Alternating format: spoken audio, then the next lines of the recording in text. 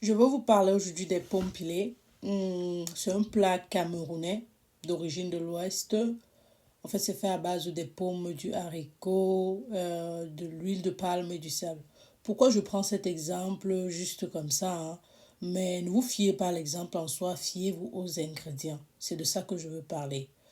Les pommes pilées, le haricot noir, je vous ai déjà parlé dans une vidéo des bienfaits des légumineuses en ce qui concerne le contrôle de la tension artérielle, de la pression artérielle. Je vous ai dit que ça a aidé à baisser la pression artérielle, du moins ça a aidé à contrôler. Donc naturellement ici, là, le haricot noir va aider à contrôler la pression artérielle. Mais plus important, c'est tellement riche en protéines en protéines et en fibres, qui vont naturellement aider à contrôler le taux de sucre.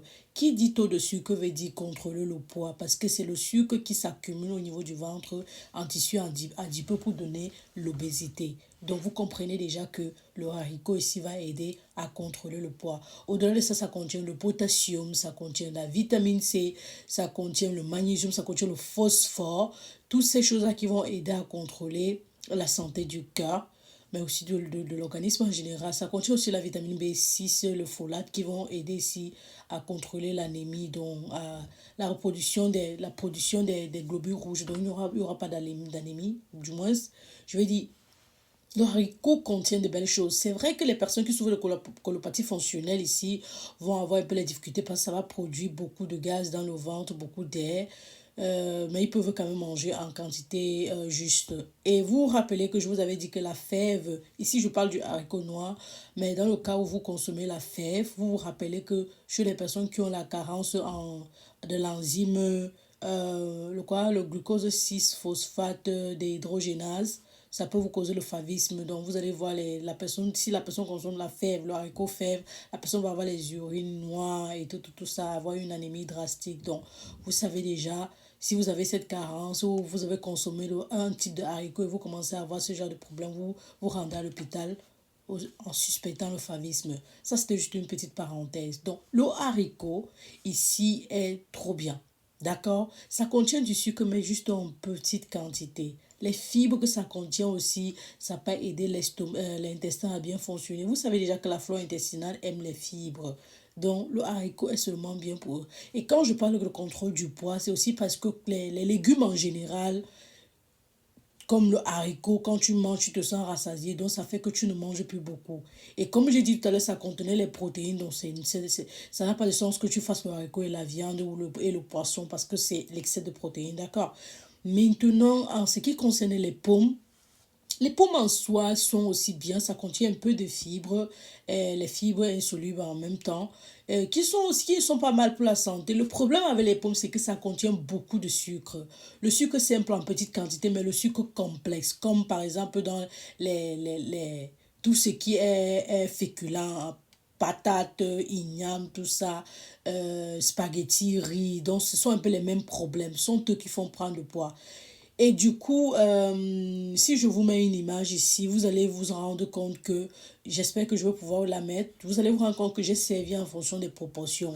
Donc, si vous ne voulez pas prendre assez de poids, ce repas dont je vous parle, vous devez manger en petite quantité. C'est-à-dire que, bien que le haricot peut compenser qu'on peut compenser le trouble que peut causer les pommes, il faut quand même se rappeler qu'il faut manger en petite quantité si on ne veut pas prendre du poids. Après, pour les enfants, habituer les enfants à manger en petite quantité parce que plus vous donnez beaucoup, plus l'estomac s'élargit. Et lorsque l'enfant sera à l'âge adolescent, c'est-à-dire durant la puberté, vous ne pourrez pas contrôler l'obésité. Les enfants vont manger dehors et quand l'enfant commence à être obèse, ça devient un complexe pour l'enfant, pour vous, parce qu'il y a la stigmatisation, il y a l'harcèlement en milieu scolaire, en milieu et dans la société. Donc, c'est pour cela qu'il faut commencer à contrôler dès le bas âge. Et vous aurez vu les plats comme j'ai présenté en fonction des portions. Les hommes encore peuvent se permettre de manger une certaine quantité parce qu'ils produisent assez d'énergie et selon leur gabarit. Maintenant, l'huile de palme en soi, en général, en termes généraux, n'est pas très bonne pour la santé parce que ça contient beaucoup de gras saturés, mais ça contient quand même de belles choses comme par exemple la vitamine, les carotinées, la carotine,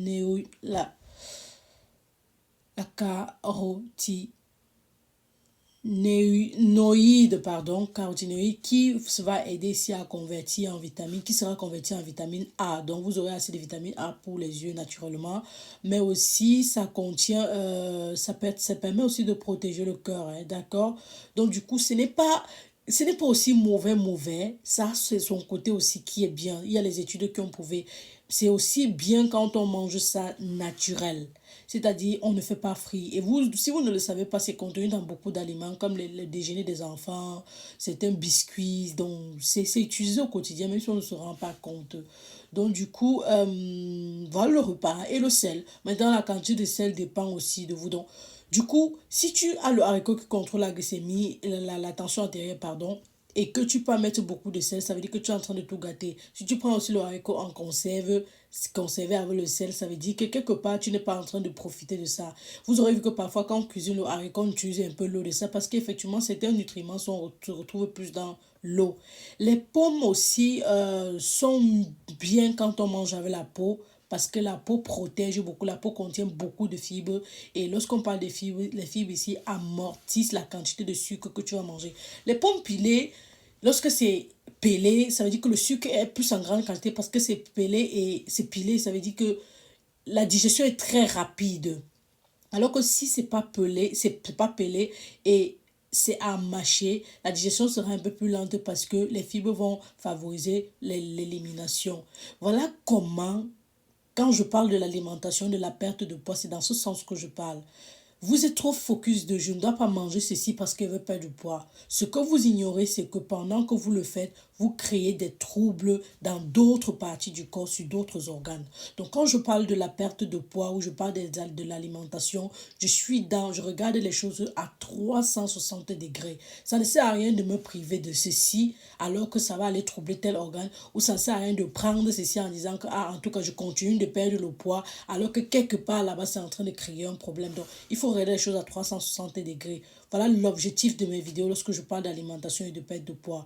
Donc, quand je vous dis peut-être de réduire vos repas, quitter du repas adulte, aller doucement, doucement jusqu'au repas enfant, ça permet que progressivement votre estomac retrouve une forme plus petite et après, quand vous mangez, vous ne souffrez pas. Quand vous mangez petit, vous ne souffrez pas, vous ne crevez pas la faim et vous ne stressez pas parce que en voulant perdre le poids, si tu es trop stressé, ça veut dire que tu te fais assez de mal. Au final, tu ne vas pas atteindre l'objectif ou tu vas souffrir encore beaucoup plus. Donc, du coup, j'espère que cette petite vidéo, je mets cette petite vidéo, c'est souvent petit, moi qui bavale comme quoi là. Pardon. J'espère que cette vidéo-ci vous aura un peu donné une idée de comment, quand on parle d'alimentation, parce que c'est une minéraux dont je mentionne là. Ne simplifiez pas, par exemple, le haricot qui contient beaucoup de minéraux comme j'ai parlé tout à l'heure de la santé du cœur, mais aussi la santé des os. Vous avez besoin de votre santé des os parce que votre dos est constitué des os. Et vous avez le mal de dos pour la plupart du temps parce que vous êtes trop concentré à vous priver de nourriture, à faire des régimes, des jeûnes, tout ça. Et après, les os sont en souffrance. Et lorsque vous commencez à avoir le mal de dos, ça, les os sont déjà déminéralisés. Donc, du coup, et les femmes surtout, parce que vous accouchez, après les hormones baissent à la ménopause et tout. C'est tout un tas de choses, en fait. Ce sont des facteurs dont il faut tenir compte. Il ne faut pas seulement dire, je veux perdre le poids, non, je suis en train de perdre le poids. Non, tu perds le poids et après, pour quelle qualité de vie? Pour quelle qualité, pour quelle santé, en fait? Donc, du coup, on se voit dans une autre vidéo. C'était la Daronne de la santé 3.0, Dr. Esther Thérèse. Cheers.